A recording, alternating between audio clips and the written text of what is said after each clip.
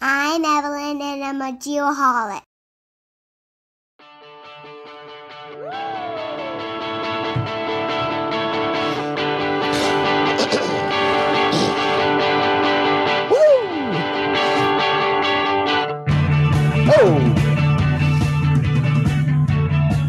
Ooh, perfect levels.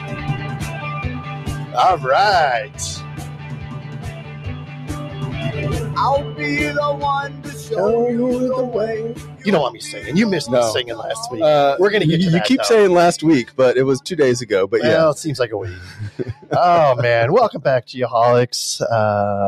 Thank you so much for being here and listening to us. It's absolutely good to be back. I know. We missed you. Yeah, I haven't seen you in a week. I feel like it's been a while. And it has been. We're going to get to the previous episode here in just a minute. But before we do, a couple quick updates. First of all, Dr. Nick's with us this evening. Welcome, Dr. Nick. Howdy, y'all. What's up? How are you?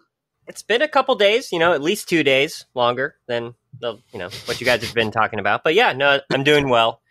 The weather's breaking in Texas. Yes, it's breaking everywhere. Yeah, same here. I am so excited. Also, one quick update. The Future Surveyors Foundation is hosting the first virtual Minority Surveyor Summit. Oh, yeah. Coming up they are. in October 25th. I promised I would mention it. And that's an online deal, right? Yep. That's what virtual means. The website to find out more is really simple.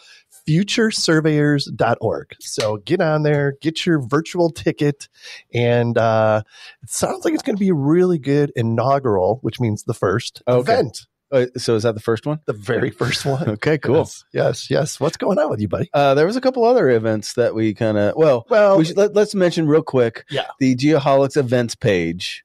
We're doing some updates, and there's some things in the mix, and we really like the idea of our listeners and anyone interested to put events that they want to promote on our website. Provide a discount to the listeners, and we think it could be a really good resource for everyone. One-stop shop for all your geospatial events. Indeed. And there's a form on there, as a matter of fact. I don't know if you've caught this. It's a new edition. Yeah, brand new. Yeah. Yep. So if you would like the Geoholics to make an appearance at your event, your future event, just go on there, fill out the form, submit it, and we'll take a look at it. Yeah. Depends what you offer, of course. Right. More than likely, we'll show up. Hey, don't tell the timing. Don't tell the quiet part out loud. Shh. Yeah, right. But good point. Good. I appreciate you bringing that up. And also on that same website is the marketplace. Yeah, the marketplace. I can tell you, I was. And this is like the best case study is I was thinking about like, oh man, we need to buy this, we're looking at buying a scanner or something. I was like, I wonder what's used. And instead of going to Altera, I went to the Geoholics website, went to the marketplace, went right to the used Altera link, and boom. Look at you. I know. And that's like the idea, right? So I don't know where to go. I just know the Geoholics can get me there is the catchphrase. That was a good plug. I got to tell you.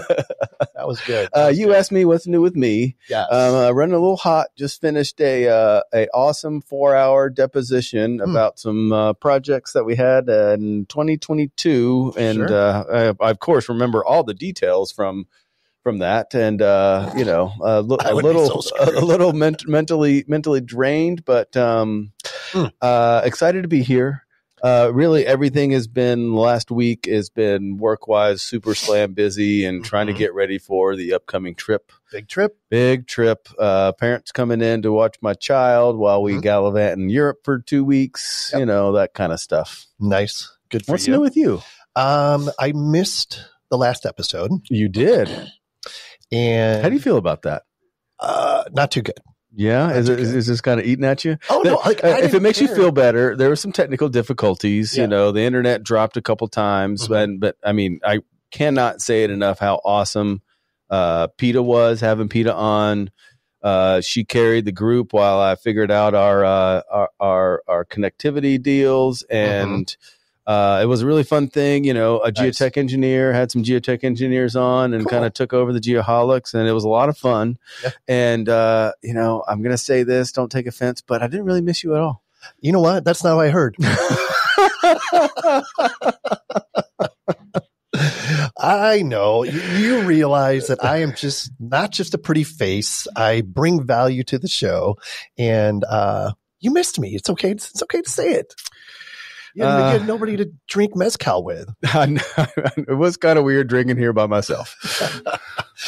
So what else? What else is new? You doing traveling a little bit? I did. I was in San Diego earlier this week, and great. Gosh, real quick trip. It was like a 24-hour trip. Went over there and had lunch with some new NV5 friends. Ooh, nice. Yes. Yeah. Really good meeting there. And then we had lunch at Costera, which is right on the bay in San Diego. It was not lunch, dinner with a couple other clients, which went really, really well. So it was a good business trip, and it got out of the heat for 24 hours and made a stop at Torrey Pines.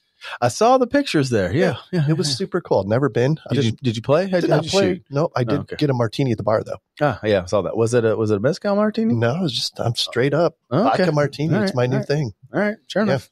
Other than that, I finished The Bear finally, and was very happy with the ending. Yes, very happy with the ending. There's going to be another season, of course. No spoilers, but happy. Yeah. Oh yeah. Sorry. You can erase that if you want. And then we binge watched a show called Chaos, Kaos. Okay. It's like a modern day spin on Greek gods like Zeus and Poseidon and Medusa, nice. And it's freaking hilarious. So I'm going to make a note of that. The old Lexinator would love a show like that. It was really, really good. I think you'd like it. Cool. So let's not leave Nick out. Nick, what's new with you, buddy? I know we gave you a brief introduction a second ago, but what's actually new with you? I saw you're going to be a keynote speaker at another state event. Ohio, maybe? Yes, sir. Yeah. So 2 weeks. So unfortunately, not be joining y'all in Germany, but Ohio invited me to talk about geospatial evangelism. So looking forward to it. It's hosted by, actually, fun fact, Sean, it's the state engineering group that does their statewide GIS event every year. So I just want to say we can all get along, gentlemen. We can all get along. And nice. So looking forward to it. But you're saying the engineers had the forethought to bring in the GIS guys, because that makes so much sense, right? Mm-hmm. Definitely. Okay, just throwing that out there. Yeah. Collaboration. Ohio, Germany. Same thing. Okay.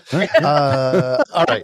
Next up, the NLC Prep Song of the Week. This is the moment in time where we promote NLC Prep.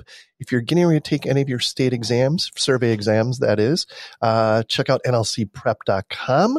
And it's not a guarantee, but more than likely, you'll pass it on your first try. I know there's a percentage of those that go and use NLC Prep versus those that don't. There is a value add there in the percentage of passing. 1,000%. And tell them the Geoholic sent you. Absolutely. Tell me about that song. You guys know these guys, Kings of Leon. Big fans. That song, The Bucket. Kings of Leon, American rock band formed in Nashville, Tennessee, 1999. The band consists of brothers Caleb and Jared Followill, Nathan Followill, and their cousin Matthew Followill. It's a lot of Followills right there. Throughout their career, Kings of Leon have toured extensively and earned a dedicated fan base. They are known for their dynamic live performances. You ever seen them live? I've seen them twice, and I got a story to tell you when you're done. Okay. And they have headlined major music festivals and arenas around the globe. The multiple platinum-selling albums and numerous awards to their name, Kings of Leon remain one of the most influential rock bands of the 21st century. I am now a big fan of this band. At one time, I was not a fan because I saw them open up probably 10 years ago for U2, actually. And I'm like, who is this band and why are they so bad? And just wasn't a fan. And then I saw them like 3 years ago as they matured, obviously. And now I'm a huge fan, and they were incredible live. Yeah. Good story. All right. We are in the Altera Central studio this evening. A little bit about Altera Central. They are an authorized premier Trimble dealer for survey, mapping, GIS, forensics, and marine equipment in Texas, Oklahoma, Arizona, and New Mexico. Sean here just gave them a plug, I believe. I did, actually. They have 8 offices and provide sales, rentals, repairs, and support for the full line of Trimble products, GPS, GNSS receivers, robotic total stations, scanners, mobile mapping systems, used equipment, and field supplies. Not used field supplies, new field supplies, including Juniper receivers and tablets, laser tech, true pulse rangefinders, and micro drone UAVs. They also offer field supplies. I just said that, and can deliver them right to your job site. They can. That is very convenient. All backed by a service department with one of the fastest turnarounds in the nation. They do. To find out more, go to alterracentral.com. And also, as Sean mentioned earlier, visit the Geoholics Marketplace for they got a link to their used store. They got a link to their rental stuff. They got a link to the website. Like, telling you, when you think of needing something, think of the Geoholics, click on the marketplace, hit the links, you'll get where you need to go. Who are you tonight? I know, right? You're on fire. All right, let's move on. Geomax Weekly Service Pro Tip. Of course, this is brought to you by Geomax Positioning, and their website is geomax-positioning.com. They provide a comprehensive portfolio of quality construction and survey instruments and software. They do. So check them out as well. What do you got for us this week? I like this. I mean, this is a common one we've talked about, but it can't go unsaid. Mm-hmm. All right, here we go. Success is not the key to happiness. Happiness is the key to success. If you love what you are doing, you will be successful. 10,000%. I mean, big believer in that one. I got this. I read this earlier today, believe it or not, and I was thinking about it. I don't believe you, but that's fine.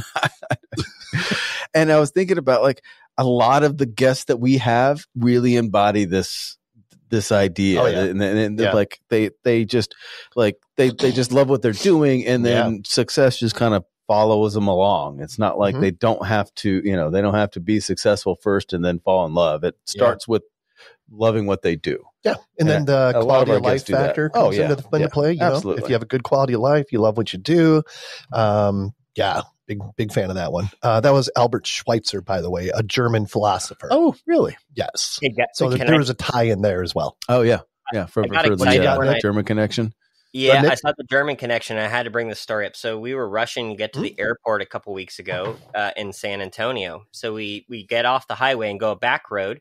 And there I see a storefront, and it's called Phoenix Geosystems. Of course, me being the geo guy, had to pull over even though we had to get to a flight. Come to find out, it's a Geomax dealer in San Antonio. There you go. That's cool. I'm going to call them, and they had a bunch of nice equipment out front, so it was a very nice storefront. Geomax. So there you go. Very cool. That's cool. Little extra added plug there. Look at that. Yeah. Talk about return on investment. Seriously, right? We'll send the bill after the show. Yeah. We'll bill them by the minute. How about that? All right. Next up is the GeoSearch Career Corner. This is a good one. GeoSearch is actively recruiting I don't know what this is, C++ developer to join a growing R&D team focused on LiDAR, 3D, and advanced geospatial data processing. Yes, this person will be joining a team committed to excellence and have a valuable opportunity to make a global impact with these software solutions. The ideal candidate will have advanced C++ development skills, including point cloud processing and 2D and 3D engine development and geospatial data processing. They'll also be involved in architecting and developing our next generation software engine. Architecting. Interesting. I did say that right. You did say that right. I'm just trying to figure that word out. I guess it makes sense. Yeah. This position can be in-house or fully remote. To find out more, simply visit geosearch.com. And as always, happy mapping. You missed that. I guarantee you missed that. I did. I think Peter said it with me. I don't know. I was kind of flustered. That's so funny. All right, let's get our guest in here. He's probably getting bored at this point. We've got Jeff Lamb with us this evening. Brought to you by Airworks. For all your point cloud management needs, visit airworks.io. A little bit about Jeff before we loop him in here. Born in the Toronto. It's weird. It's like almost like you don't say the T. Toronto area. Don't say the T. Yeah. Don't say the T. Okay. Yep. All right. Hey, remember, honorary Canadian. In a small town called Pickering, we're gonna circle back on this because this is an interesting story. He attended Sir Sandford Fleming College in Lindsay, Ontario. Do you know anything about Sir Sanford Fleming? All I know is that the universities and colleges in Canada have awesome names. They sound so legit. Right? Yes, absolutely. Well, you know what? A little bit about Mr. Fleming. You know what he invented or developed? I am dying to know. Jeff, do you know? I do know. Yeah. He invented or calculated or whatever standard time. Mm-hmm. Right? That's right. Yeah. Yep. It was. I think it was a requirement to be in Sir Sanford Fleming to know that, right? I figured it probably was. Something to do with here in Canada with the train system and the ability to get freight moved across the country and on time. Yeah. Interesting. I have many questions, but you need to move on. I figured you probably would. So Jeff's hobbies include spending time at the beach, skiing, and podcasting. Look at that. Interesting. He's a natural. Current job is working for ESRI Canada as Director of Community Planning. His main passion is to see his team come together and work as one, being cohesive and learning from each other to be stronger together. Jeff, welcome to the Geoholics. Wow. It's an honor. Thank you to be amongst you guys. Here I got myself a nice glass of wine, and when I showed up, I saw that bottle on the table, and I thought, geez, this is the big leagues. It depends on the night, but more times than not, it is definitely. Welcome to the big leagues, Jeff. Welcome to the big leagues. Yeah. So before we move on, we got to do the Trimble Geospatial Icebreaker, of course. Be sure to visit geospatial.trimble.com for all your survey equipment needs. All right, here's where we're going with this evening. Jeff, we'll let you go first. What is something in your life currently that you'd say you're addicted to? Oh, addicted. Well, you know what? Being a Canadian, we love our craft beer up here. I live in a little plant town called Collingwood, and maybe addicted in beer is not a good thing to put together, but it works. It works for now. Yes. No judging. Holics. No judging there. Yeah. It's certainly not a problem, but nothing like a good craft beer. Yeah. But honestly, guys, you know what? I hate to say that, I'm addicted to my family life, awesome. and making sure that my wife and 2 kids are happy and that we get out of bed every day. I think you guys said this. Doing things that we love, right? So yeah. Just trying to. That's a great answer. Yeah. Solid Canadian answer. Solid. Yeah, I know. No. Non-confrontational. I can't argue with answer. I thought it was going to be one of 2 things, either poutine or curling, for sure. So but I was wrong. No, you guys caught me out on one Canadianism, and I've committed to not do any on the call here. So. The story count is the one. story count is one. I was the one, but it was off air, so it doesn't count. Yeah, it doesn't count. There's a lot of time left. Dr. Nick, what do you got on that one, buddy? I'm addicted to college football. I know he is. He is. That guy is for sure. Oh, I know. I love some little side bets with old Dr. Nick on Saturday mornings. It does make my day. I can tell you that. I like how we don't. All right, what do you? Yeah, go ahead. Sorry. Well, apparently, you keep beating him. He can't pay for his electricity. So. Or a haircut. Yeah. There you go. Turn it off. What do you got? What are you currently addicted to? What am I currently addicted to? Well, for the next few months, it'll be curling because we're going to get in the heart of the curling season here. Okay. All right. And other than that, peanut butter Oreos. I can't stop eating them. Can't stop eating them. Yeah. I just grab them. It's like a serving is 2 on the package. And I have 6. And then I look at the serving thing and I'm like, no wonder. No wonder my pants don't fit. Yeah. You got to go buy the row. You got to go buy the row. The what? Yeah. 2 rows is a serving. 2 rows. Yes. I mean, you mentioned it earlier, but I don't want to say I have a problem, but I really love mezcal. You do have a problem.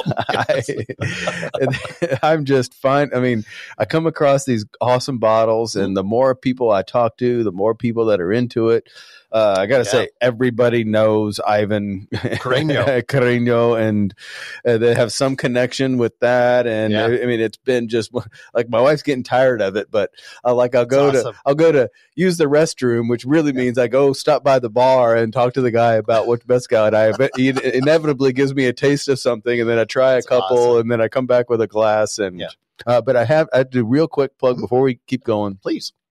The Geoholics will be having some fan gifts for the Christmas season that we will. You don't even know this, but I have acquired some pretty cool things from the Carreño family. What is this that about? we will be giving away to our fans in some form or fashion? I haven't figured it out yet. Givers. We're givers. We are givers, yes. But they will be here, and you don't know it, and they will be exciting, and maybe a sampler pack of all the things that we got, and Is it legal to ship that across state lines? Or doesn't matter. You're going to be a pro at depositions, so if we get in trouble, I'm not worried about it. We're going to be good. We're going to be good. Yeah. So more to follow on that. That's too. exciting. Yeah. All Well, right. yeah. All right, let's get the focus off of us and put it on Jeff. Please. How about do. that? How about that? Let's get to know him a little bit. So Jeff grew up in a little town called Pickering, and in his bio, he mentioned that it's near a nuclear plant. That's right. And That's right. Active or former? Active, actually. Yeah. Okay. So, okay. You know, when I watch The Simpsons, it reminds me of my childhood. yes, exactly. That's what I was thinking. I grew up in. I'm a Gen Xer, right? So I grew up in the '80s. Born in '75. Was in school in the '80s, and we often would do literally tests and drills if the nuclear power plant blew up. Sure. You know, like hiding under your desk is going to do anything for you. Oh yeah, exactly. Yeah. I even had the iodine. I remember those. Yeah. So it's like that was just normal for us. That's so good. Yeah. Did you Sean, when you were growing up, in grade school, did you guys do tornado drills and stuff like that? First off, what's grade school? Like elementary school? Okay. We did tornado. Well, we definitely had tornado drills and hurricane drills because I lived in North Carolina, drills. So that's a thing. And did you go out in the hall and sit by your locker and put your hands over your head? Oh yeah. Whole deal. Yeah, of course. Hey, safety is important. Yeah. And in Pickering is when you somehow made your first map. That's right. Talk about that just a little bit. We're getting some traction here now. Yeah. Well, you know what? It's funny. I owe everything in my career to my to a good, healthy amount of spite to my father. So what do I mean by that? So my dad was a lovely man. He came from the UK. He had the Benny Hill sense of humor, if you know that reference. And he just made us laugh all the time, right? So as a kid, I was the youngest of three boys, had seven uncles, a lot of male presence in my life. And I was maybe more of a quieter kid, a little more shyer. And I found solace out in nature, right? So that's how my dad and I connected. And so long story short is he worked night shifts. And he would go off to work at the city of Toronto. Don't pronounce the T. And I would come home from school and I'd stash my fishing rod at the end of the street. And I would, spend a few hours until he came home fishing in the creek, right? So every time he'd pick me up, he'd say, "Jeff, how many fish you catch today?" And I'd say, "Well, Dad, I think I caught 52 today." He's like, so his joke was, "Well, I think you caught the same fish 52 times." Right? Just swimming around. So he used to piss me off, though, right? Because I'm competitive. So, finally after a month of this, I'm like, hold on a second. And I brought some paper down and I thought, okay, I'm going to draw the creek, and all the marshes and the things. And every time I catch a fish, I'm going to put a spot on there on the map, right? So he comes home and he picks me up and I said, "Dad, I caught, 32 fish. And here, I mapped it." And he's like, "Oh, that's great. It's the same fish just swimming around, Yeah. So that was his sense of humor. We always busted my chops that way. And so long story short is I owe it all to him because he had such a love for Canada, a love for nature. He came from England and we just spent all of our time out in the bush and multi-day canoe trips and like any good parent, when your kid has a love of something, you give it to them and nurture it. And he always did that for me, right? Yeah. I was always the navigator and that's awesome. That's how it started. Yeah. Yeah. So are you a Letterkenny fan? Are you familiar with the show Letterkenny? Oh my God. I need a new show to watch. I'm right there with you. Google it, make note, watch Letterkenny. I don't have time right now, but it's fine. It's the best. It is the best. It'll make you love Canada even more. Trust me. 1,000%. All right. So you've done a lot of really cool things in your career, but one story in particular I'd like to have you talk about is like you were there's a grizzly bear and a moose, and what happened there?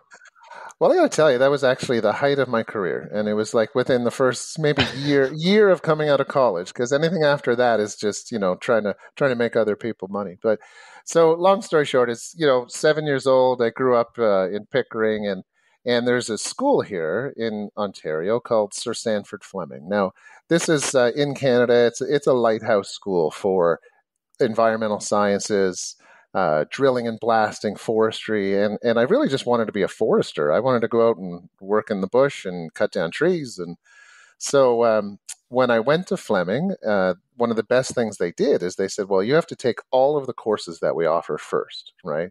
So I did ecology, did fish and wildlife, did forestry, but then, there was this thing called cartography. And I loved it, right? And it was sort of the end of the manual drawing and into the digital drawing with the old digitizing tables and ArcView and all this, So I fell in love with it, and by the time school ended, actually, I had a job way up near Alaska, near the Alaska Panhandle, in a little town called Smithers, BC. And if you don't know anything about that place, Google it. It's one of the most beautiful places in Canada.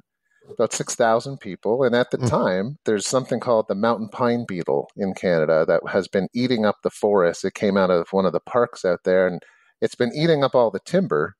And this is during the time of the softwood lumber challenge between Canada and the U.S.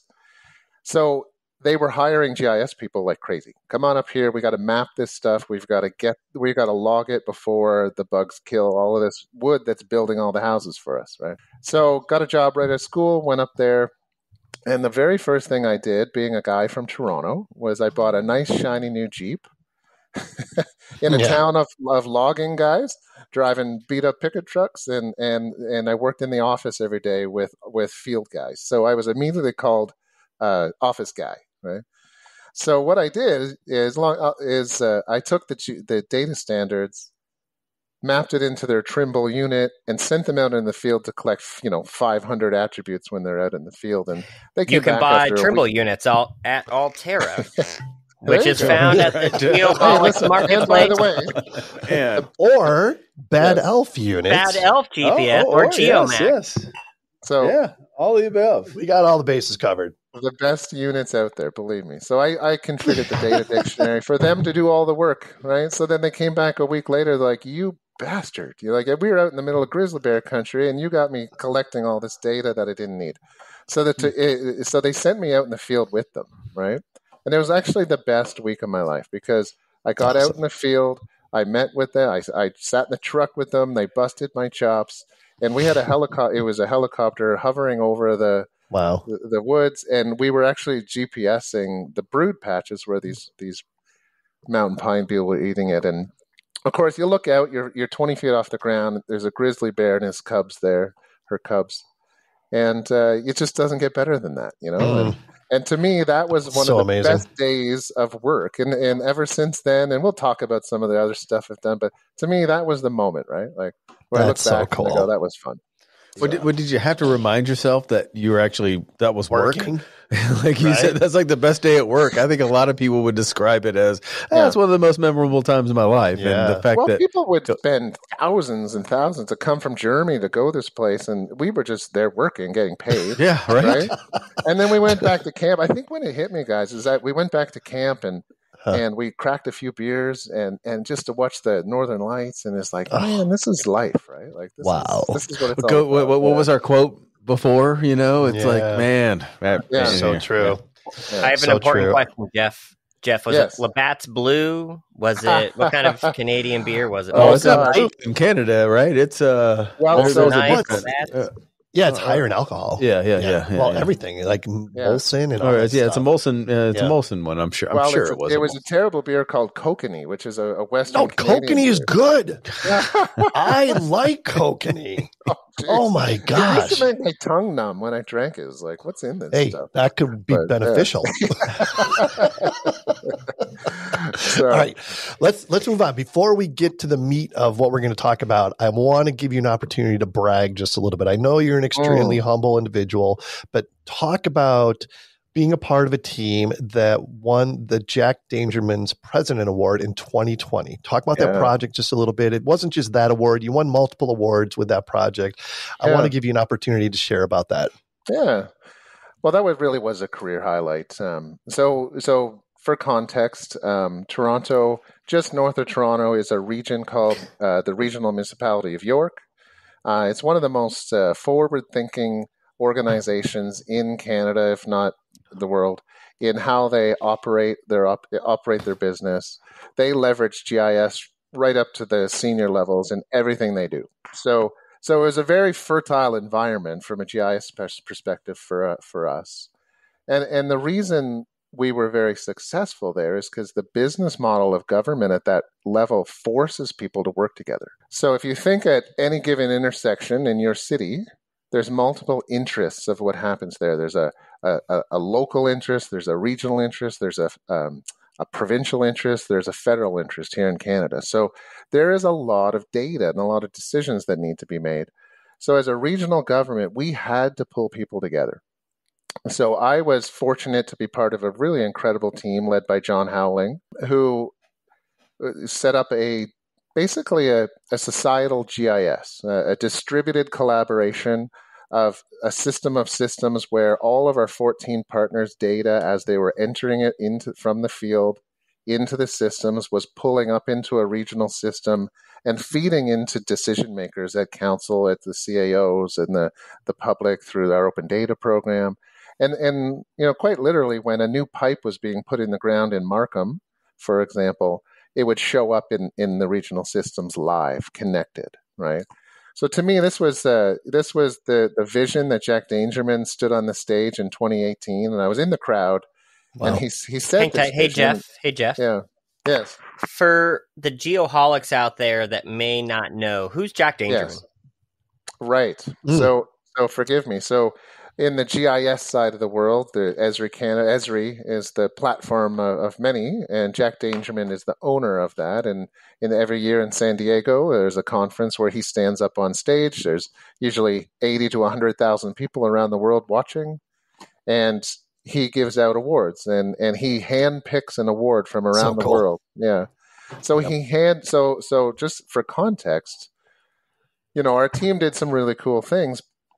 Now, remember, this is in the backdrop of the COVID-19 pandemic. So when everyone, including my 75-year-old mother, was looking at John Hopkins' dashboard on CNN, right?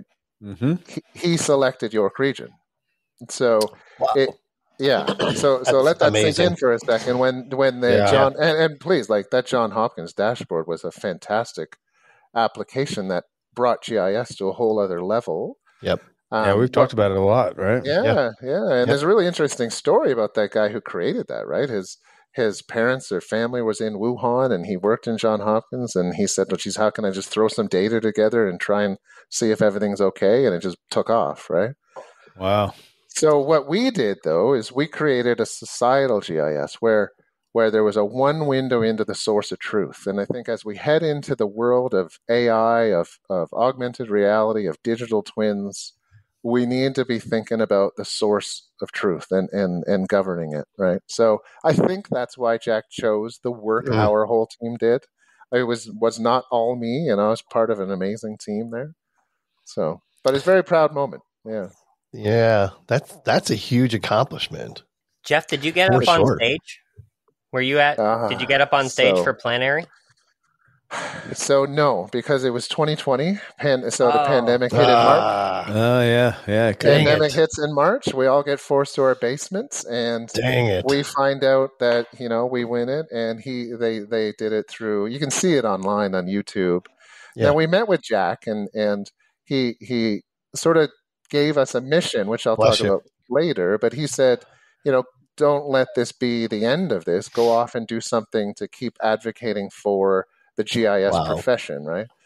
And cool. But we ultimately, the pandemic just went on too long, and it would have been weird, 2023 to us to be like, oh yeah, remember 2 years ago, York Region?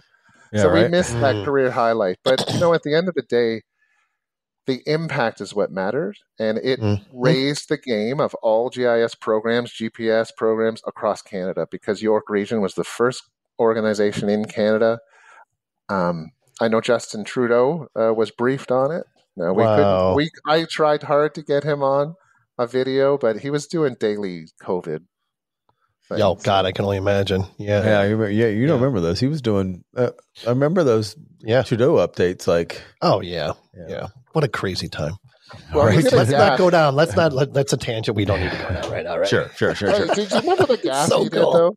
The what? When he did a really public gaffe when he said when you're he was trying to find his words, and he said when you're speaking moistly onto people. Yeah. Oh yes, I remember that. Oh, I love that. God. I love that.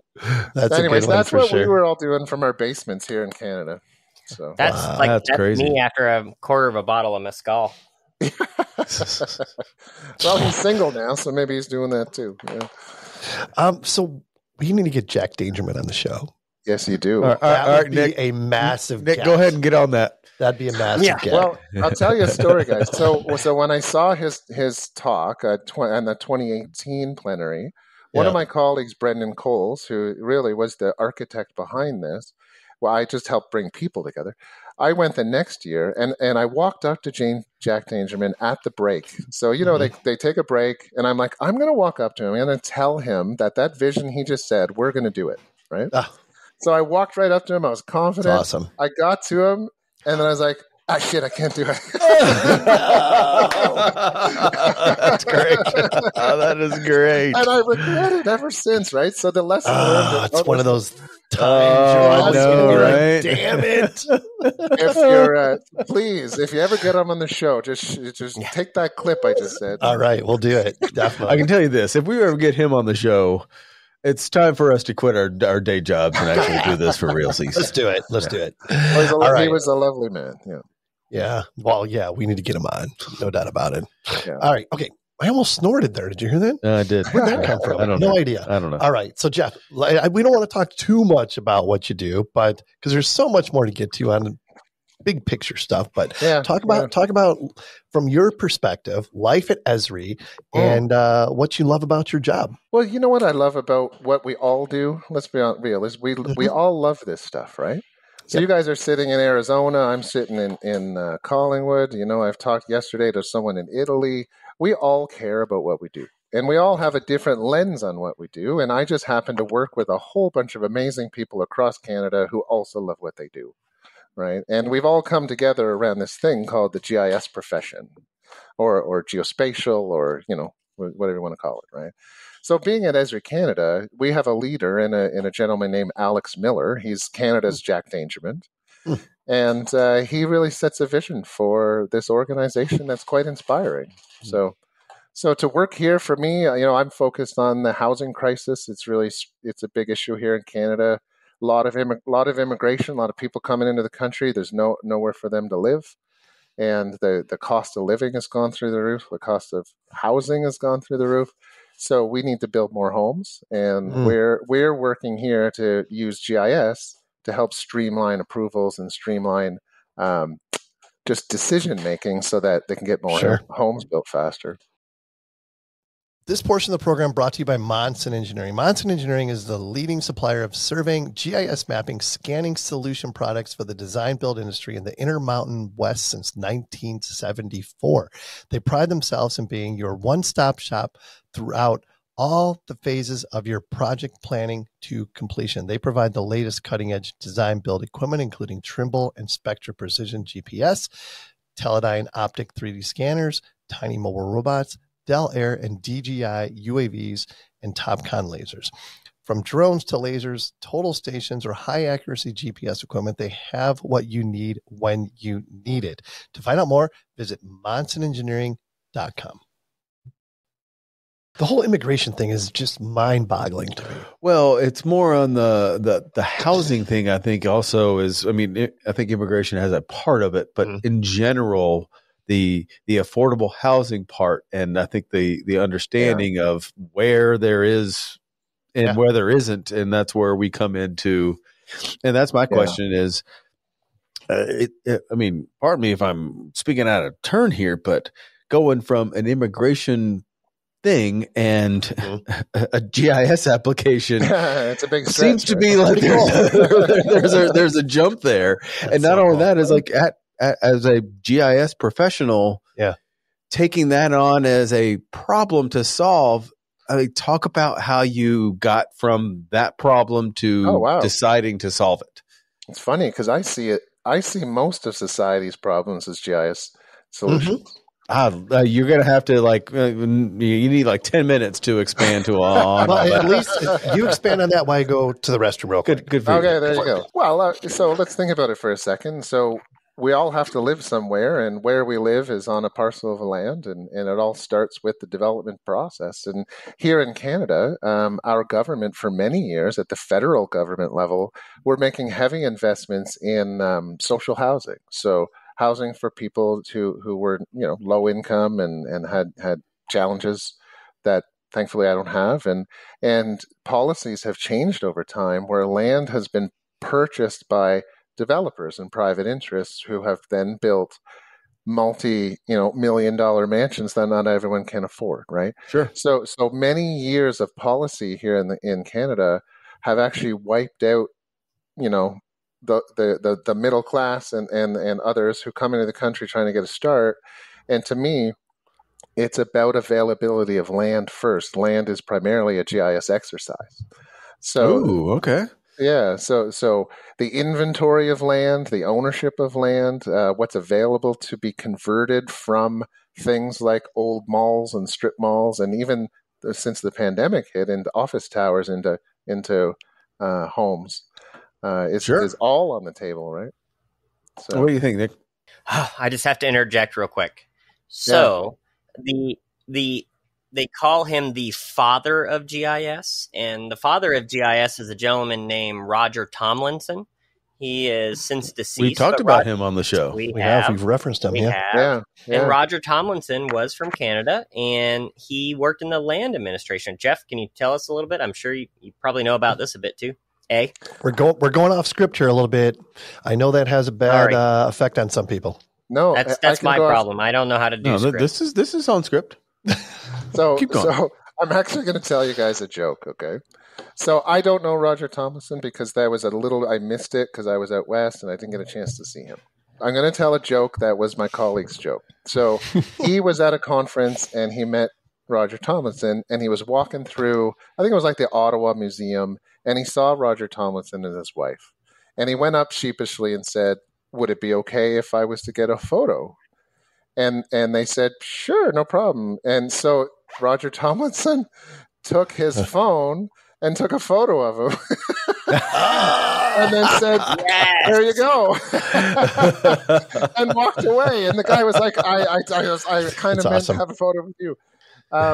But I don't have much to say other than he is the father of GIS here in Canada and has authored many papers and books on things that we all benefit as Canadians in the world in GIS. So, Dr. Nick, you reference him as the father of GIS. When did this come along? So I'm dyslexic, so I apologize. After a half a glass of wine, my numbers may be wrong, but I believe in the late 60s and early 70s. Interesting. That's what I thought. I kind of thought that was the time frame we're talking about.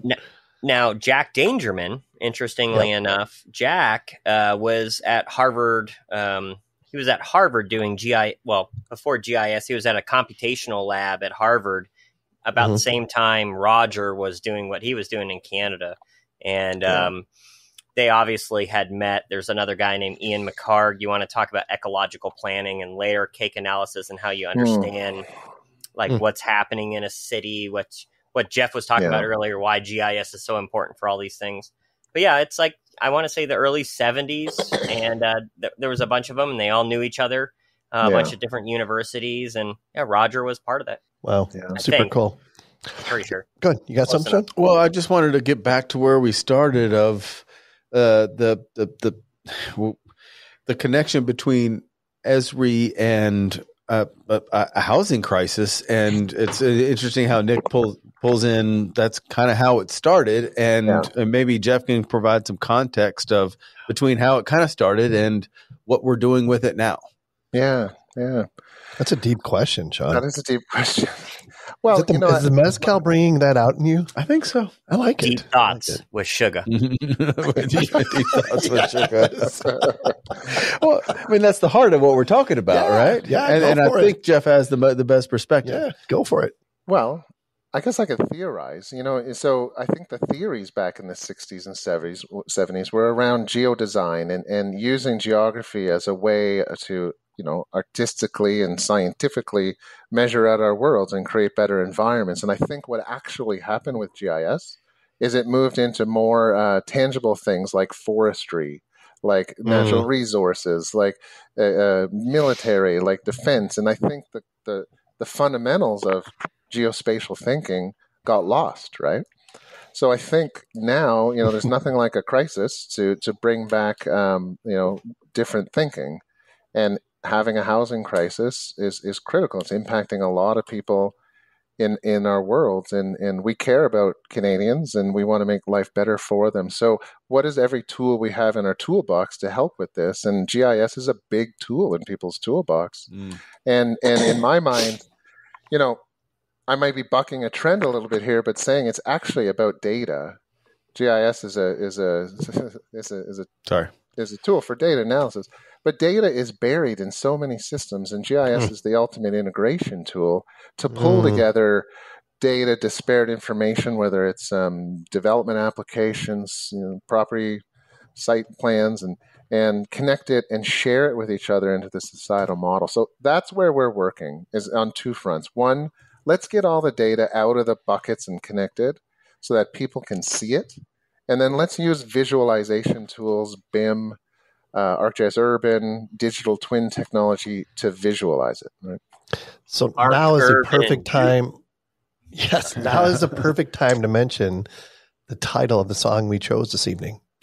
And? The Bucket. You just talked about the buckets. Did you hear that? See how it all comes together? That's synergy? I never even thought of that. Yes, GIS is the bucket.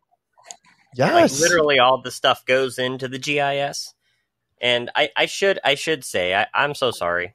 When I brought up Tomlinson, he was a land manager. Canada is one of the largest countries in the world. I think it's like Canada and Russia for biggest. Yeah, Canada's number 2, right? Yeah. I think so. And something like so that. he helped land management in that perspective, macro scale. Of course, housing being on a parcel and a more of a urban scale, but it's all related. Systems thinking says all these things are related. Yeah. Well, here's the thing. So we got in the weeds really fast on this episode. Okay, that's what we do. Let's back out just a little bit. Not a Canadian thing. Let's talk about, in generalities, the status of GIS in today's world, right? There's a lot of stuff going on, right? I mean, there's so many innovations like, AI, AR, self-driving vehicles, big data, cloud-based apps, so much happening. What's going on with GIS?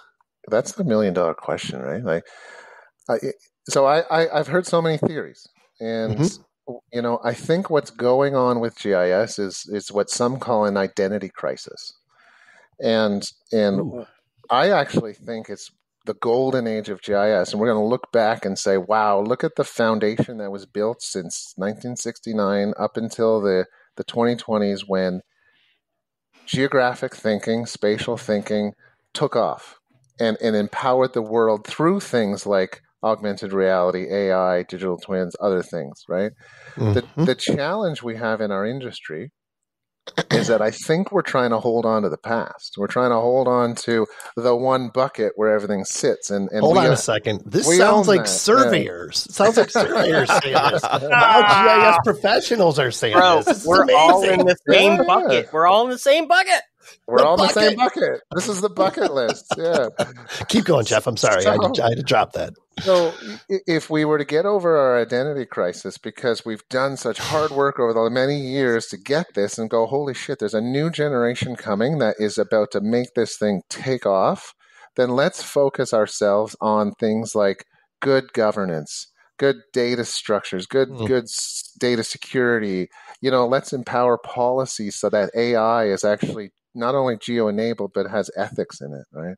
And I think I personally think that there's almost a fracture in the industry of some trying to hold on to the past and force it to stay, and others going, no, it needs to go this way. And I'm fully on the it needs to go that way. Let's let the next generation come in and do something great with it.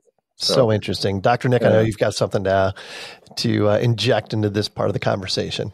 I like the ethics part. He's like, no, not really. That's awesome. No, you guys have heard me talk, and Jeff and I have talked on his podcast about this, but Trader. And we talked. I was a guest. He offered me Canadian whiskey. Offers a Canadian whiskey. What am I supposed to say? Crown Royal got me through my 20s. I sent such nice, polite emails. He sent you maple syrup. It's great. But the geospatial moment, our friend, the one and only Keith Masbeck, right? So Keith Masbeck postulated a couple years ago now that we're in this moment, and I agree. And I think that we have more technology and more ability than we ever had because of all the things you just mentioned, AI, ML, whatever. And I think it's really important that as we step forward, what are the ethics built into these things? Because I think with great power comes great responsibility, not to be cliche. Spider-Man quote. Have great power, right? So, yeah. Interesting. Watch out, GIS taking over the world. Yeah. I mean, and data, there's only one thing that's more, honest, and that's a camera lens staring at you. Because and if you ever talked into a camera lens, that makes you speak very honestly. But by the way, can we stop doing Geoholics live? I don't like this. It's choking my style here. It's intimidating, isn't it? Right? All right, it's out there. We're here now. There have been several dozen people that have already watched this. So. Well, there's like the 1 bottle of wine version and the 2 bottle of wine version. That's exactly. Right. It's degrading. We're still on the 1 bottle of wine version. I got a text from a friend who's watching, and she says she's very invested. So, my point there was that that good data tells a story, and if decision makers, maybe our politics, are gonna take data and take it in a nefarious route, then we have a code of ethics that we have to stand behind the work we do, right? And I'll go back to the pandemic, and I know there were stories coming out of Florida of GIS people, struggling, trying to tell the good story around the pandemic using GIS, and the stories went in a very bad way. Now, I don't think that was the norm, but we have to stand up for the things we believe in, whether it's protecting a patch of land, whether it's helping build homes for underprivileged people, whether it's gerrymandering and politics. All of this has a spatial component. Spatial component. And I really love the phrase good data, and good data really can drive all what we're and maybe that's the one thing that connects between the old school outcast of surveyors and you GIS guys, and then all this other new stuff that you guys always talk. I mean, I'm sounding like an outsider, but you always talk about this. Oh yeah, digital twins and AR and all and AI and all these things, and it's really just GIS guys and survey guys trying to figure out what to do all that other stuff. It's all about managing good data. Yeah, but now it's so much even. You're headed down the right path with that, but it's even bigger than that because now you got these people out there, reality capture. Obviously, we talk about that a lot. There's the reality capture folks, the BIM folks, the digital twin folks, the surveyors, the GIS folks. I mean, so much data is being collected. It's ridiculous. Right. But don't we all want to go back to that? It needs to be good. And then let's start with let's just all come together on what's good data, and then we can all decide what to do with it. Oh, that was prophetic, buddy. That was prophetic. I have what do you think, theory. Jeff? Well, I have a theory that it's really the data supply chain, right? So if you think, that's a new term for us. Well, you think we're all please, Jeff, you're going to have to expand on that. We haven't heard that term before. Well, you think we're all connected, right? So Yeah, think but of we're it going like, to copyright it. So absolutely. it's all yours It's now, already out there. well, think of it like a river system, right? So if you're a surveyor, you're out in the field and you're down in the tributaries. You're collecting the data at source, and you're putting that data like water into a pond, all right? And all the surveys are out there filling ponds, right? And then if that data starts to flow into bigger ponds, which is a GIS system, right, where it starts to get aggregated, and then that one GIS starts to get connected to a bigger GIS into a larger lake, right? The quality of the water needs to stay consistent throughout a river system, which ultimately flows out to the ocean, right?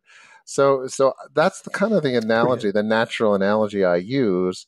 And if you use that analogy on the surveyors, I mean, good Lord, you're the beginning of the whole thing. Like you're the iceberg, or the yeah. I'm not going to say a word. So big. I think Kent just teared up a little bit. Yeah, you're hitting at his heartstrings there. Yeah.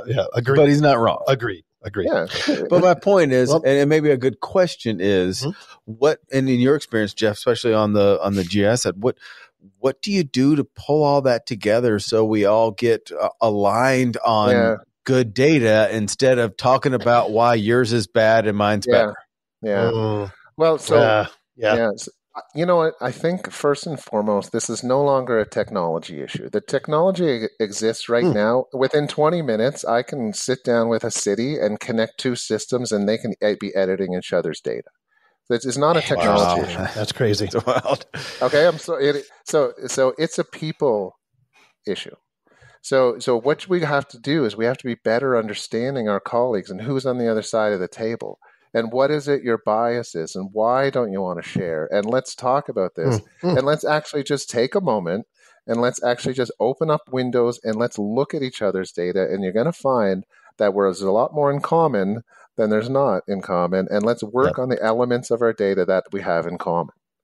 Right? What are the biggest reasons that people are hesitant to share data? Oh, geez. That's a good question. So mostly it's I found it's fear of being shamed that their data isn't good enough. This is just like surveyors. Yes. I would say that's 60% of the problem right there. It's like, Interesting. I don't, it's human nature. It's like, geez, I don't want to, if my house isn't organized or clean, I'm going to invite you in. Oh shit, I better clean the house first. Right. So good. So it's such a great analogy. Well, Nick, I got to get some perspective over here. I know you're chewing over there. What do you think about that? It's a lot to digest. Unfounded fear. I have worked with so many parks departments and natural resource groups and things like NRCS, and I would say benign resources that are super important for, all of humanity. But at the same time, like, is it really that important where your bench is located on a trailhead? Why does your data need to be behind like 14 encrypted things? So I have to agree with Jeff. I think people are like afraid to show what they have. And but beyond that, I think at least in the United States. So this may be a cultural perspective, but we have privacy stuff in the United States. And it's sort of built into our culture at some degree. And for better or worse, I think that kind of plays itself downstream into data. And I would advocate, and Jeff, not to plug ESRI, which, by the way, we would love ESRI to be a sponsor at the Geoholics podcast, found at www.geoholics. No, I'm just kidding. But thegeoholics.com. The Geoholics. ESRI's done I think one of the most fantastic things that ESRI has done over the years is they put on this entire ArcGIS online system they call Atlas, and their online repository of data. There has never been such dissemination of widespread data to the what I would call layperson GISer, and even beyond that. So you can watch the news, and if you look, the next time you see a map on the news, look in the bottom right-hand corner, and there may be some credits, and very quickly you know where this thing is coming from. And I'll end with this. At the ESRI user conference a few months ago, Jack said something. And it goes, and I want to make a geospatial analogy. I want to tie back topologically into what we said earlier about the land use crisis in housing. So Jack announced 2 months ago or whatever at the ESRI users conference that parcel data at the United States level for the entire country is now available online for anybody who taps into GIS. And it's curated to the point where you have parcel information where in Maricopa County, you've got to call up the assessors, you've got to pay for the data, you've got to chunk data out. And we now have a ubiquitous system with ESRI. Now, as a surveyor, I'm not gonna stamp this and say, like, you're going to use this data like to put into your drawing. But my point is, all of a sudden, we have 50 states worth of parcel data in a single platform getting data out there. So, I have hope for the future because I think data needs to be something that we share and not hoard. Maybe we should just take the shame out of data sharing. That would be democratization, I believe. Ooh. Well, it's a big word for me. It is. I finally nailed it. And I'm surprised that you didn't struggle with that. And just to correct one thing that Dr. Nick did say wrong, ESRI is a sponsor of the Geoholics, and we appreciate everything that they do for us. Very true. Very true. I wasn't going to. Apparently, I was in a Geoholic stupor for the month or two when that happened. They were elated. Glad to have you back, buddy. Glad to have you back. Woo! All right. Oh man, that's our good friend Mark at ESRI. That's he really made that happen for us. Goldman. Exactly. Nice. Yeah. Yep, exactly. Mark Goldman. Oh, Mark. I like Mark. Yeah. Okay. I digress. I'll be quiet. A bright light.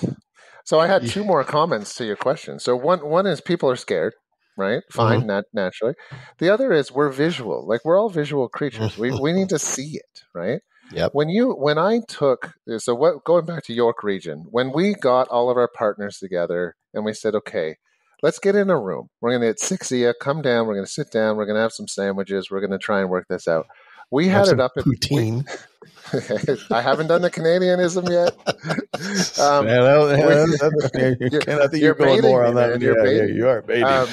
So we had the whole thing up and running by lunch in 4 hours. We had 6 partners connected, sharing their data, and then we built an emergency management application on top of that. And as soon as people visualized it and saw that, and we actually had a terrorist event in Toronto. At the time, and it was very timely in the news. You may not have heard it down there. I'll spare you the details, but it was very triggering for a lot of Canadians. And we built an emergency management, and we could see immediately all of the data. And when we had that snapshot view, people's eyes lit up, right? So then they went back straight to their senior management and showed it. Yep. And then the last thing I want to say is not to get too philosophical, but I can't remember the last time I was on an airplane and I looked down and I saw lines on the ground, right? We are all connected.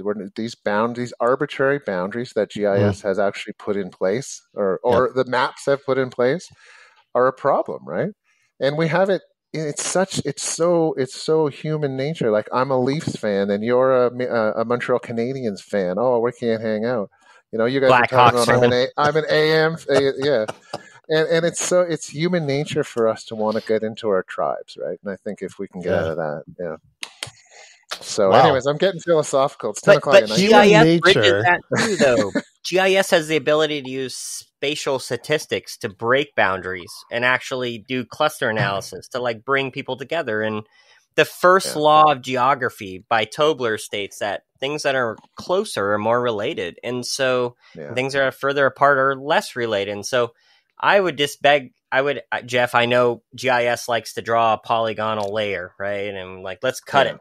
But it also has the ability to say, how's that data set literally going to associate with the data set next to it? Yeah. I think that's awesome. That's Nick Smolovsky, everybody. Yeah, I know. That's why he's a doctor.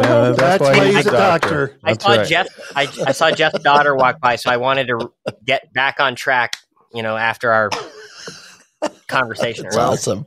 She's here to have her late night. So great. She knows that I like maps, and she's on the end of my podcast. If you get to the very last 3 seconds, she goes, Daddy's always going blah blah blah. That's awesome. Well, Jeff, it's 10 o'clock where you're at. Get those damn kids to bed. I know it's going to be a tough morning. But before you do, we have a couple more questions for you. Yes. Okay. And one of the reasons we had Dr. Nick on this show, in addition to his GIS expertise, is the fact he's part of Bad Elf and everything, and their big thing is democratizing GPS, right? Mm-hmm. And that has to be having a huge impact on the GIS community. Talk about that just a little bit. Yeah. Well, I think the GIS community just is hungry for data. So if there's data in any sources and it's accurate and it's timely and it's relevant and it's there to help solve bigger problems, then the GIS people will be like, please, let's work together, right? Yeah. So I think Nick, when you say timely, what do you mean by timely? Like, as in real time, or as it is not from something you shot 10 years ago? We're heading into this sort of temporal world where what you did 10 years ago matters, but what's happening right now matters. So where's my Amazon package? So I think that this work we all do, that we love and we've been doing for so many years, is becoming part of the masses, and people are actually becoming used to it and expecting it and knowing that, hey, I just clicked on Amazon and I can watch my package come, and that is GPS, right? Now it's not what we used to do with GPS and that for projects, but that is, I think, the future is for all of us to say, go next generation and make this thing better, right?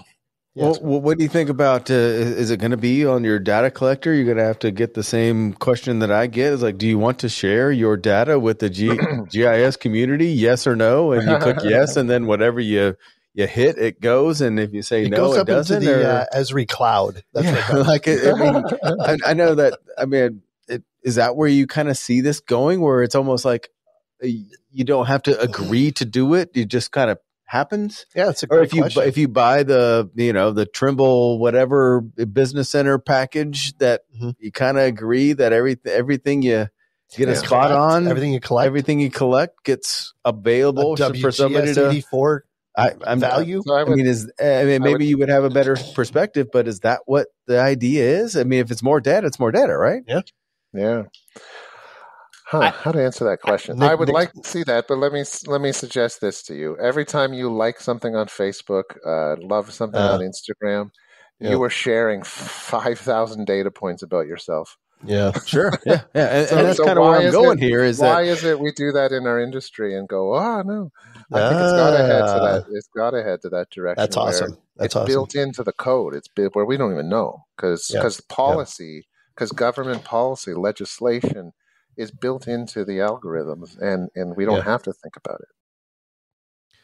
Hey, Geoholics, let's talk about GeoSearch, one of our longtime friends of the program. GeoSearch is a personnel recruitment firm specializing in the geospatial sciences and technologies.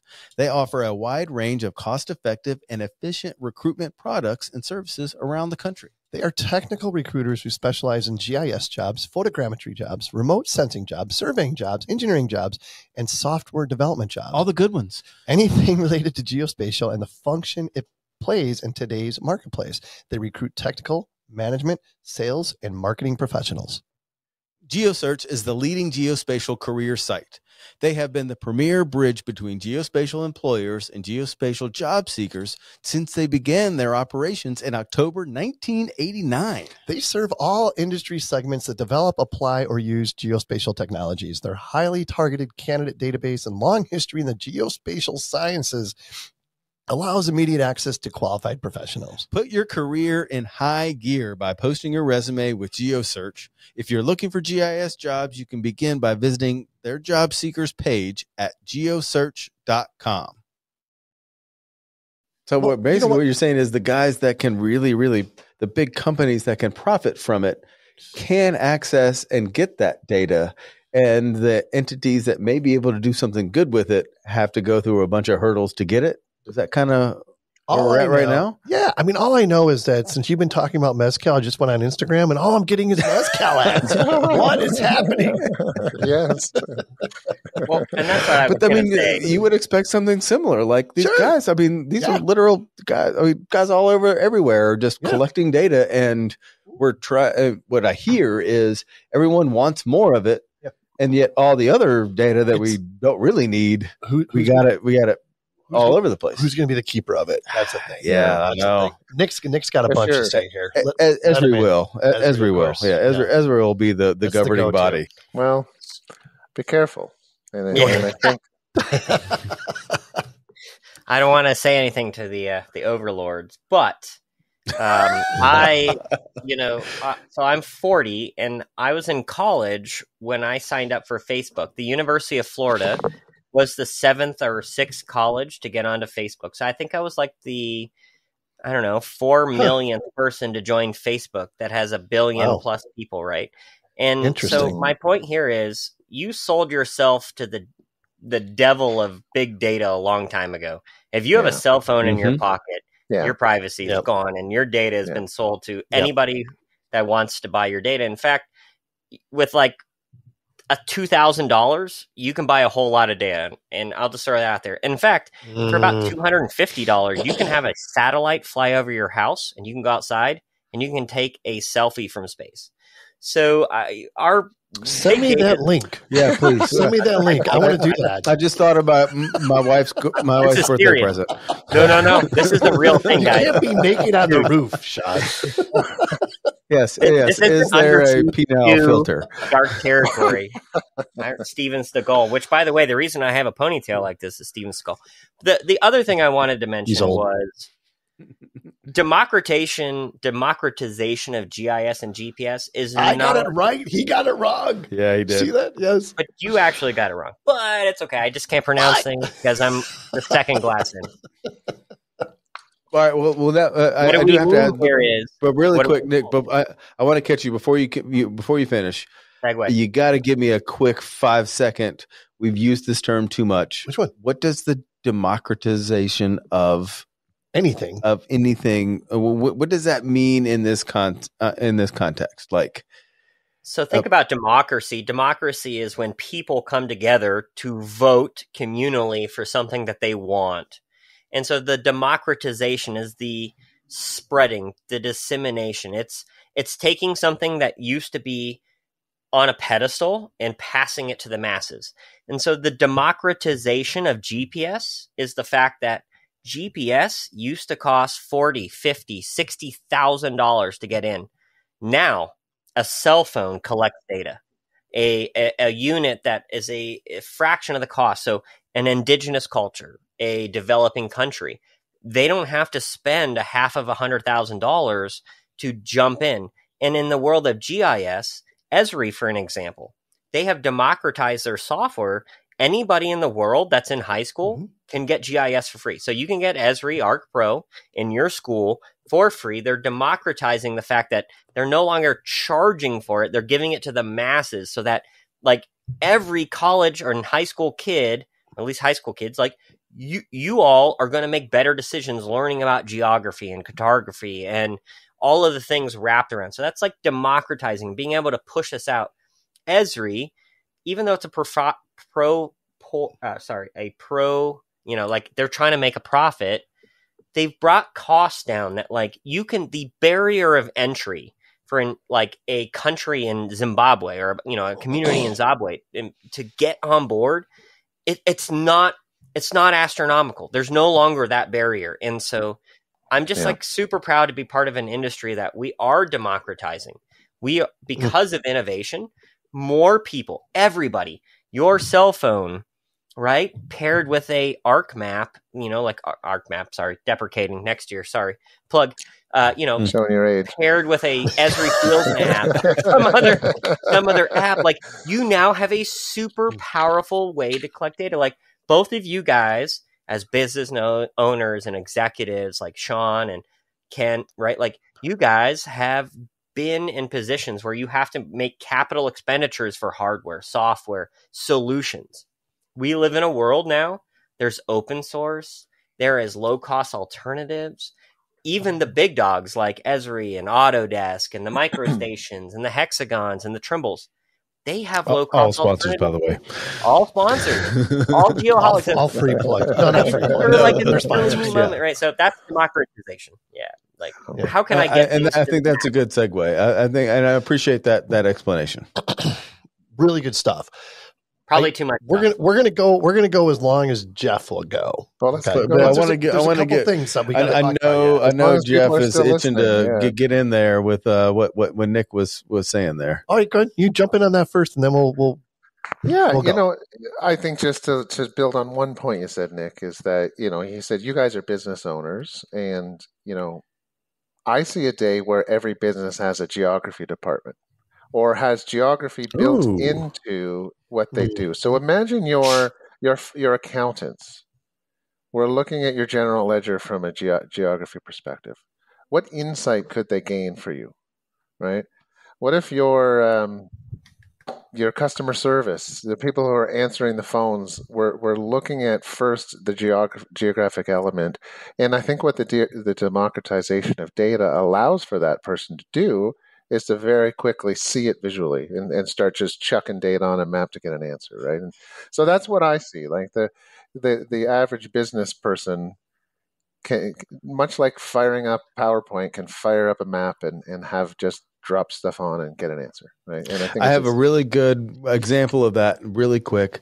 At our office, we have projects all over the Phoenix metro area. And we're talking, hour and a half either way from central Phoenix. Sure. And of course, I went old school and bought all these little colored pins and bought a map. So because we wanted to brag about all the spread of over the area that we have. And, we went through and went all our different projects and put pins in. And then that map's over here. And then that same person answers the phone over here. Yeah. And she does also the scheduling. Of like, that guy's going to go here. And really, to Jeff's point, and I think what we're really tying in here is like, man, those pins need to be at that fingertip. And then that same fingertip needs to be at the fingertip of the guy doing the invoicing and everything else. And that incorporated, instead of just being the legacy, okay, this is where we were. This is a live interactive thing that we do. My takeaway from what you just said, you're about 10 years behind.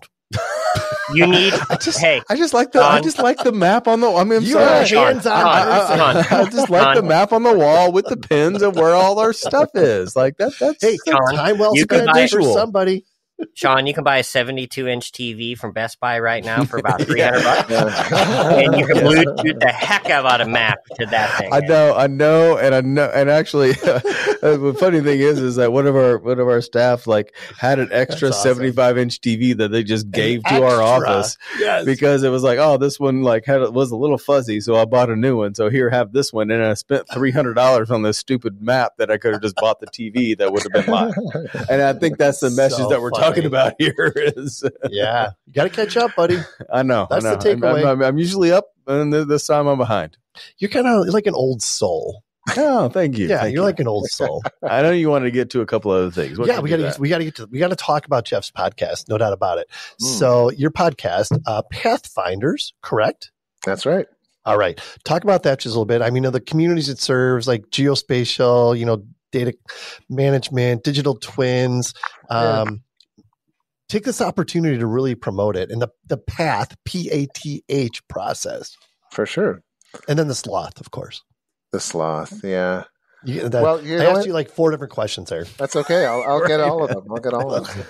Well, tell you what, at the end of the day, guys, it's all about people. Everything we do is about, the person across the table from you. And I've always been interested in how people did the things they've done. Like, I found when I ran the partnership meetings through York, we would have these very formal meetings and we'd bring in all this food and then we'd go for break. And I would be more interested in what they were talking about during the break, right? Hey, how did you get that council report done with the maps inside? And how did you get da-da-da?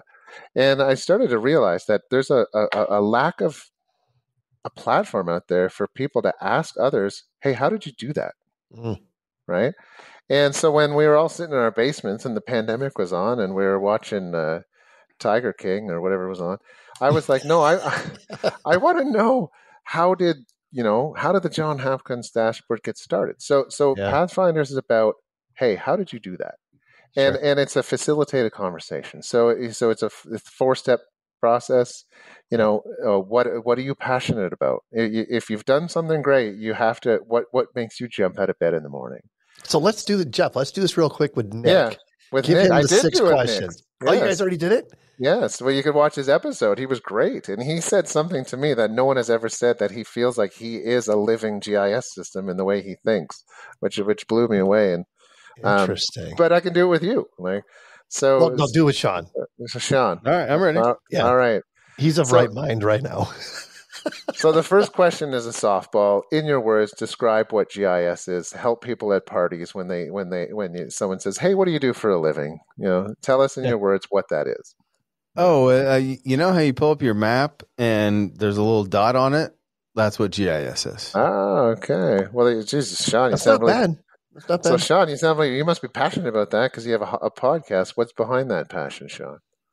I really love the idea of connecting people with the space and the environment that they are in.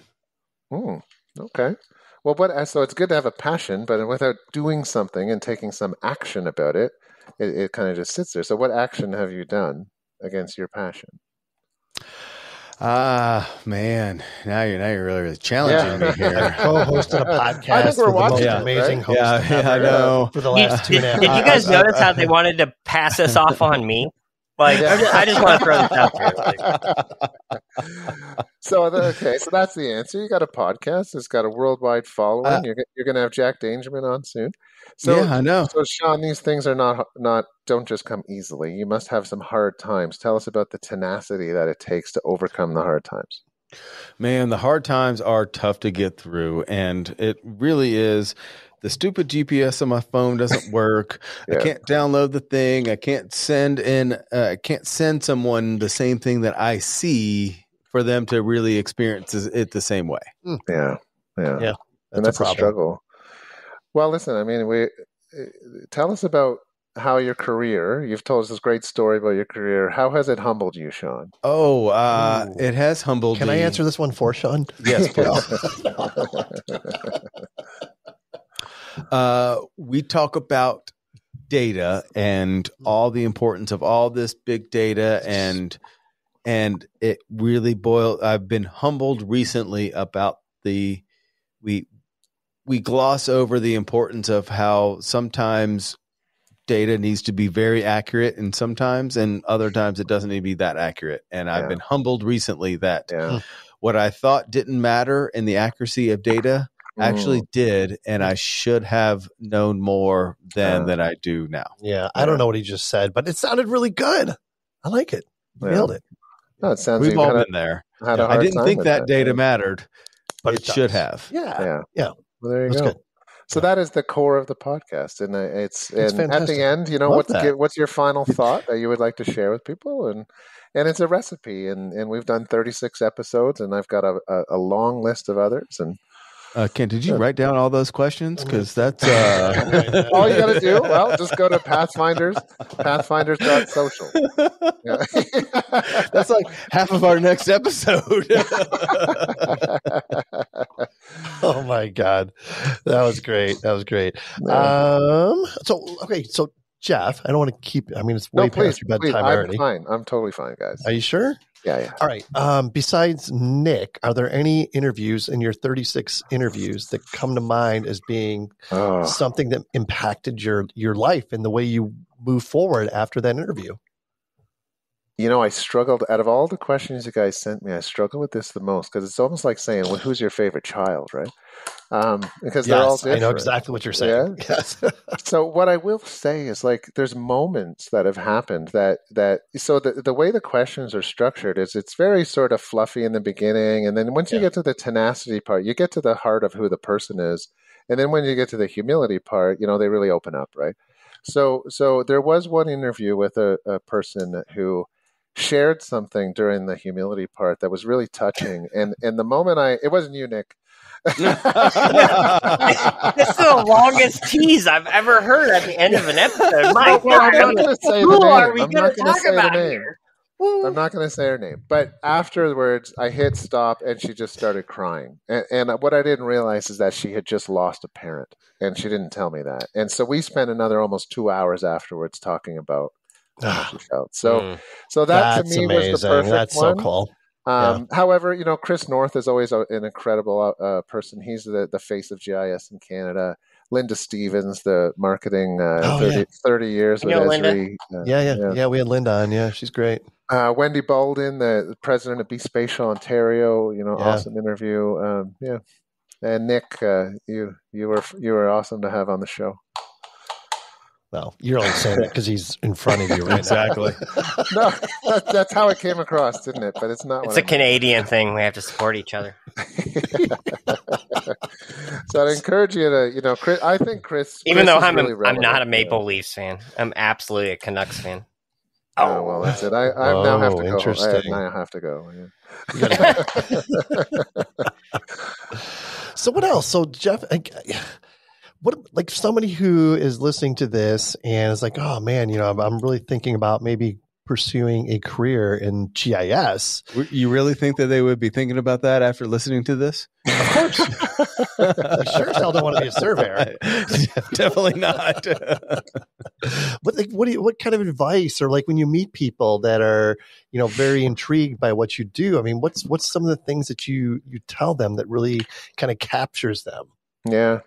We see a lot of the younger kids coming in and they're excited about maps, but then they feel like, geez, they come out of school and they don't know what to do next, right?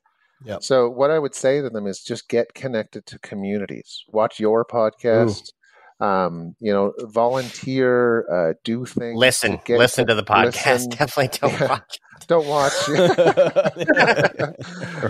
Right. But it's. I think if you're struggling right now, it's figure out where the energy is and where it's moving, because GIS is so applies to everything. So if it dies in one industry, just go somewhere else. So follow where it's going and just get connected with people, and don't be shy just to phone people. Even though I said I walked up to Jack Dangery and turned around and walked away, walk up to him next time and don't do what I did. Yeah. That's a really good message right there. Lose, right? Yeah, right. What do you have to lose? I do have a question. Hopefully this isn't too sensitive, but we're talking about the democratization of a lot of different things, whether it be GPS, GIS, or whatever. I think a lot of people listening are like, well, how do you make money in GIS if everything's democratized? Right? Where's the money being made in GIS? That's a good question. Oh, look at that. So is that the first time I stunned everybody with a question? So, yeah. Jeff's, his account receivable apartment is 101 Toronto. Just start cutting check to. Yeah.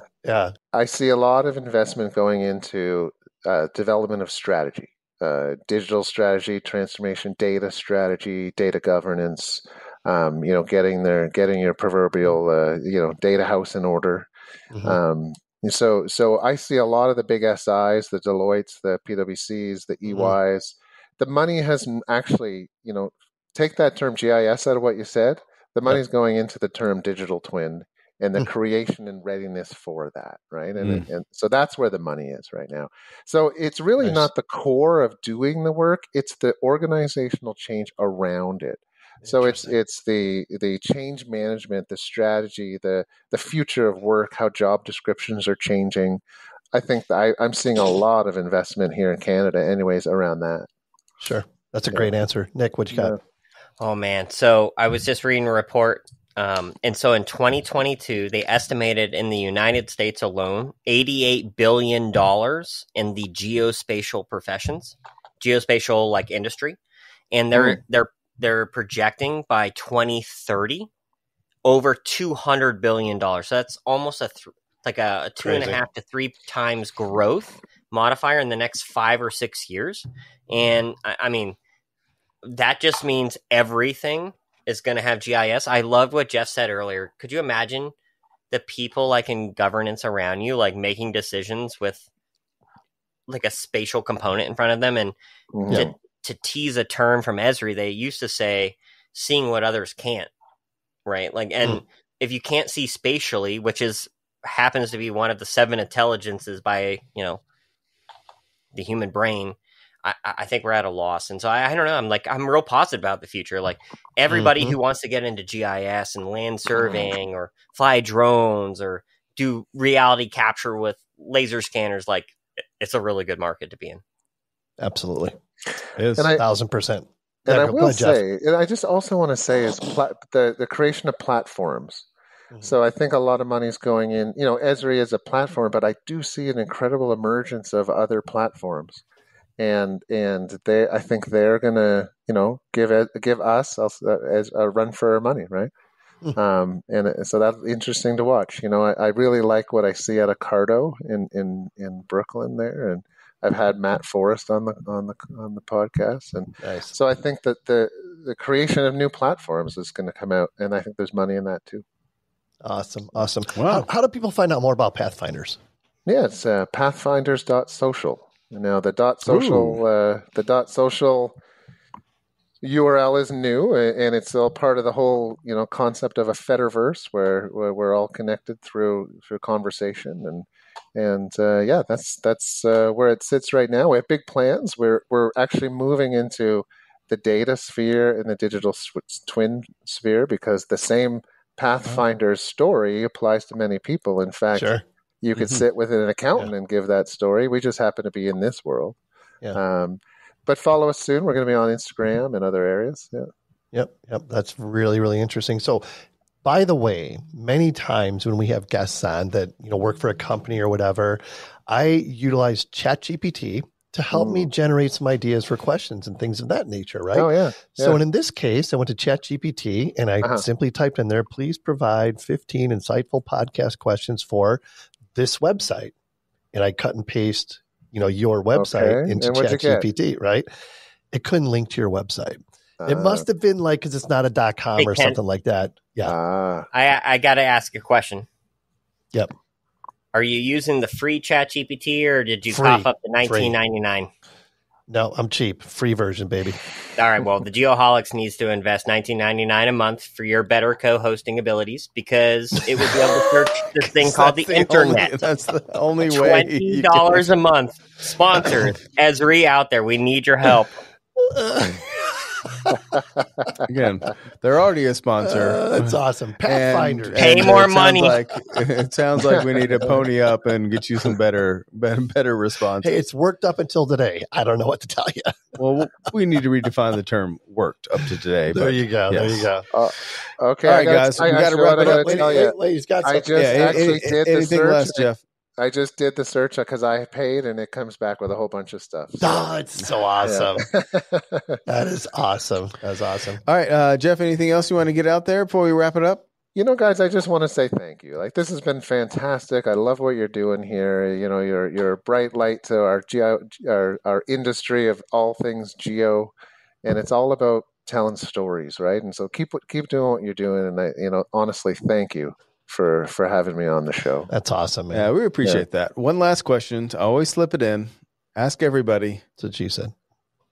Do you have a mantra that you live by? I think it's just make a difference. Just do something to make a difference. Yeah. And I do credit that to a former boss of mine who we met every single morning, and at the end and he'd just say to all of us, "Go out, make a difference," and it stuck. Yeah. Yep. That's good. That's really good. Get 1% better every day. Yeah. Right. After 200 days, it's like you've doubled your greatness. Or 231 episodes. Something like that. That's impressive, guys. Congratulations. Yeah, thanks. All right. Appreciate it, Dr. Nick. Jeff, Dr. Nick, as always, you added tremendous value to the conversation, and we appreciate you being here. Oh, well, thank you. That was awful. Thanks again, Jeff. That was awesome. Good stuff, guys. All right. Hope to see you someday in person. Oh, we will indeed. We'll do. Adding value to making Leon on. Let's party. Let's do it. It is. Check that box. If you want to be a guest on a future show, info@thegeoholics.com. That's where you can find us. Shoot us an email. Kings of Leon, the bucket. The bucket. It's amazing how it came full circle. Bro. Right? It's amazing tonight. Geospatial bucket. Till next time, everyone. Lots to circle back on here. Check the source of truth. The impact is what matters. GIS is the ultimate integration tool. It's the golden age of GIS. Get connected with your community. GIS applies to everything. Make a difference. And most importantly, be safe and healthy, everybody. Thanks, everyone. I'm gonna show the I'm gonna show the way. I'm gonna show the way. I'm gonna show the way. I'm gonna show the way. 18